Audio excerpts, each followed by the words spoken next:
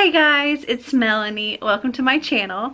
Today I have my January TBR, so stay tuned.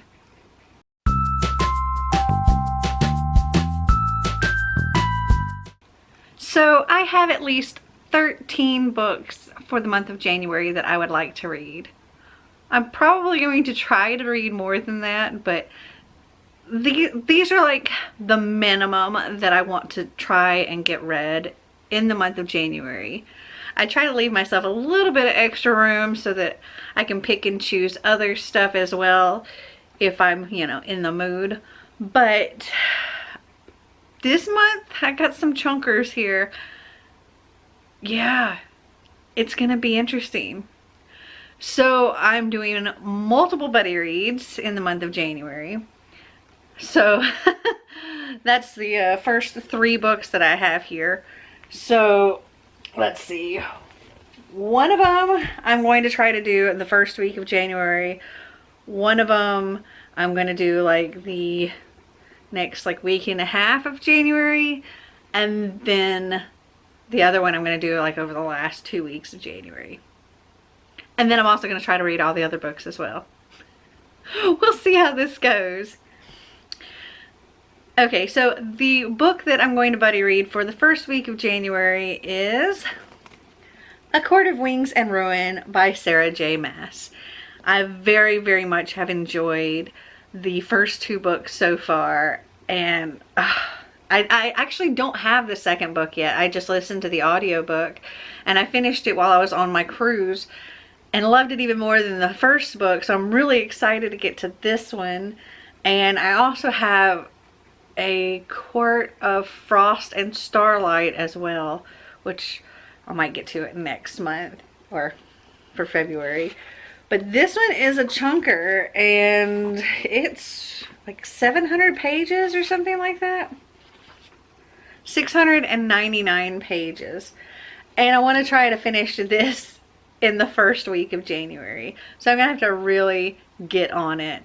But luckily, that first week of January, there's no school, so I'm not going to have to be like struggling with Xander, with homework and all that stuff, so I can try to focus a lot on reading. So this is my first goal of the new year, is to read this book. Okay, so the second week of January, or the next week and a half of January, I'm going to be buddy reading with Clint and a few others, and we are going to read A Heart So Fierce and Broken by Brigid Kimmerer. This is the second book in the A Curse So Dark and Lonely, which I just read in December. Absolutely loved it. It was a 5-star read. It's a Beauty and the Beast retelling, and our main character has cerebral palsy, and that doesn't stop her at all from becoming a kick-ass warrior princess, and I love her. And I'm really, really, really excited to see where the story goes. So yes, I'll be buddy reading this over like a 10-day period with Clint and others. And then, as soon as I finish with this, I've been asked to buddy read Game of Thrones by George R.R. Martin. And this looks small, but these pages are like Bible thin. Like super, super thin. The writing is a teeny tiny. And this thing's over, like, it looks like it's over 800 pages or something like that. I don't know. It's huge. And this writing is absurdly, absurdly tiny. And literally the pages, hold on. The pages are literally like Bible thin. It's like the size of a little Bible. Which is funny because when I bought it, they looked like they were much bigger. Until I got them and I was like, it's so little. Okay. So this, I don't really know too much about this series. I know there are dragons. I know there's magic. I know there's a world where there's like summer for long periods of time and winter for long periods of time, and there's families that battle. It's fantasy. That's really all I know.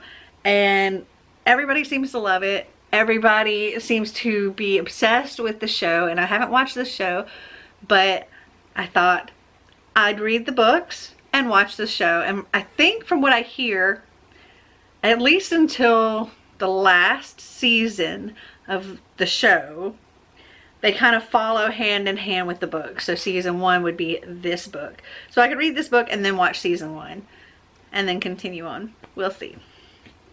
But I'm excited to read this. Okay, so the rest of the books that I have here are not buddy read books. They're books that I've had for a long time, and I need to get around to reading them.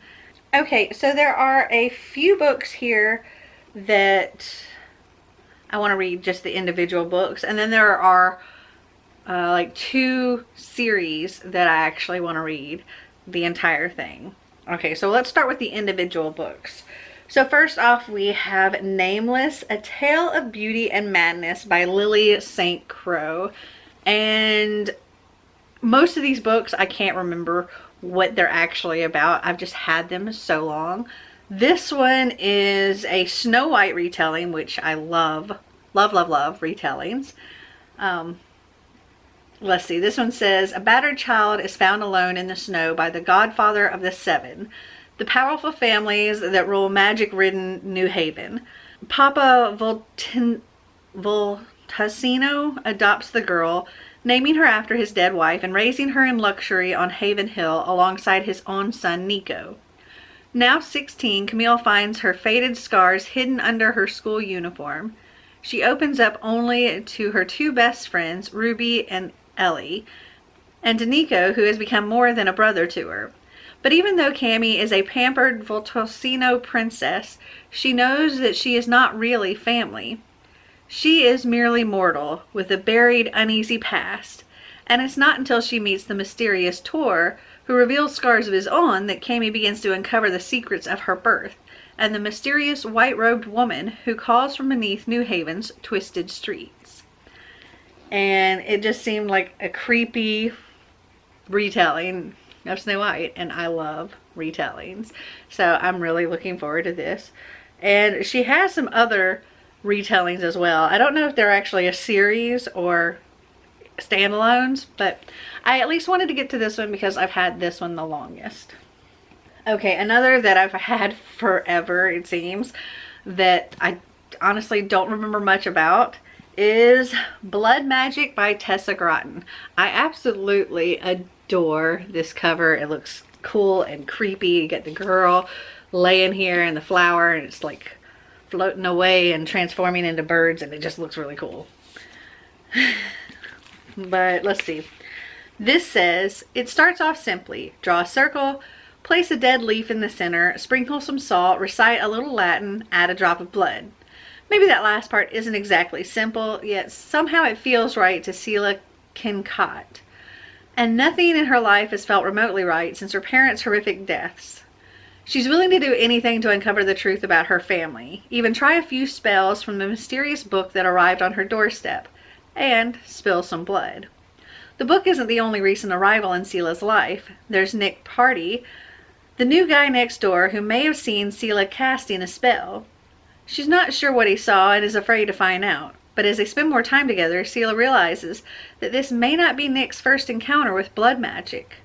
Brought together by a combination of fate and chemistry, Selah and Nick can't deny their attraction, and they can't ignore the dark presence lurking nearby, waiting to reclaim the book and all its power.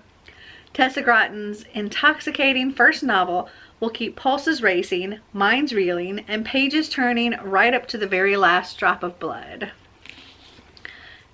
Sounds super interesting. This also sounds like something Clint would totally be into. But I want to get this read because, again, I've had it for freaking ever. Okay, this next book I think I got around the same time as Blood Magic, and that is Something Red by Douglas Nicholas. And It's again a creepy looking book. I think I was like looking at creepy books at the time. I think I got all three of these around the same time. And I was just drawn in by this cover and the white and the red and the snow and blood and yeah. Let's see. This says an intoxicating blend of fantasy and horror, acclaimed debut novel, Something Red, transports you to the harsh, unforgiving world of 13th century England. An evil and age-old force stalks the countryside. Who dares confront it? And maybe this will definitely like get me in the mood for Game of Thrones if I can read this before that. We'll see. Okay, so this next book is one that I think was in my very first order from Book Outlet. Okay, just to let you know how long I've had it. So my very first Book Outlet order. And that was Acid by Emma Pass. And again, I don't really remember anything about this. It says, the year is 2113. In Jenna Strong's world, Acid, the most brutal police force in history, rule supreme. No throwaway comment or whispered dissent goes unnoticed or unpunished. And it was Acid agents who locked Jenna away for life, for a horrendous crime she struggles to remember. But Jenna's violent prison time has taught her how to survive by any means necessary. When a mysterious rebel group breaks her out, Jenna must use her strength, speed, and skill to stay one step ahead of Acid and uncover the truth about what happened on that terrible night 2 years ago. They have taken her life, her freedom, and her true memories away from her. How can she reclaim anything when she doesn't know who to trust? Non-stop action, irresistible psychological suspense, and strong, gritty writing propel the riveting story of Jenna's fight against the all-controlling Acid. Seriously sinister stuff. So we'll see. This was, I think, one of those books that I got like super cheap, and I still see this book, I think, all the time on Book Outlet, so hopefully it doesn't suck. Okay, so the next 4 books I have here are from a series. Technically it's a trilogy, and then there's like a set of short stories or novellas or whatever that go along with it. But I thought that I'd read this like a long time ago, at least the first book or two. But looking back, I really just don't remember anything at all about this. And I want to read it, read the whole thing, see if I want to keep it or not. See if maybe it's something I might pass on to Xander or just unhaul altogether. And that is Delirium by Lauren Oliver. So we have Delirium, Pandemonium, Requiem, and then the Delirium stories, Hannah, Annabelle, Raven, and Alex. And this is set in a world where love is considered like a disease, and when you reach your 18th birthday, you have to go through this treatment to be cured. And our main character is all about it and definitely does not want to end up with love until she meets this boy. And well, it's a YA novel, so there's gonna be a romance always. So yeah, I want to check this out. I've had it for a long time. I thought it was something that I read forever ago. Maybe I'll fall in love with it all over again, or fall in love with it for the first time. I don't know. Okay, so these next 2 books, I think it's a duology, and this was something that I came across on Book Outlet forever ago, and I was just drawn in by the cover because I was like, ooh, it looks so pretty.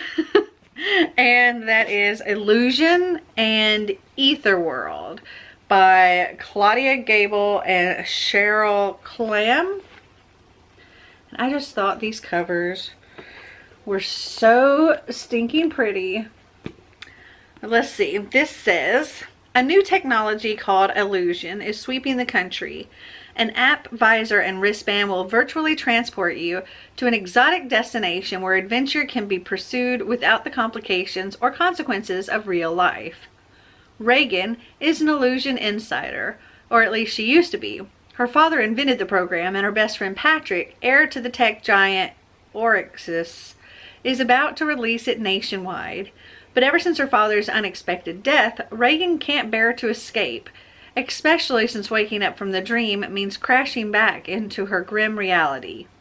Still, when there are rumors of trouble in illusion, accusations that it's addictive and dangerous, Reagan is determined to defend it. But the critics of illusion come from surprising sources, including Josh, the handsome skeptic with his own personal stakes. As Reagan investigates the claims, she discovers a disturbing web of secrets. She will soon have to choose between love and loyalty, a decision that will affect the lives of millions. So I'm looking forward to checking these out. Hope they're great. Hope they're fabulous. I've had them forever and need to read them. So a big goal that I have for this year is to read more of what I have and not gain as many.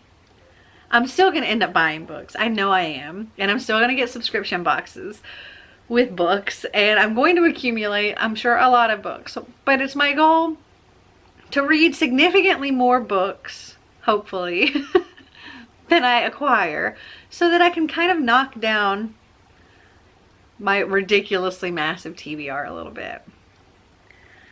Alright, so that is my TBR for the month of January. Have you read any of these books? Did you like them? Did you not? Comment down below and let me know. Well, I hope you guys enjoyed this video. If you did, give me a big thumbs up. If you'd like to see more videos like this, click that subscribe button down below. And until next time, remember to always be completely you. Bye!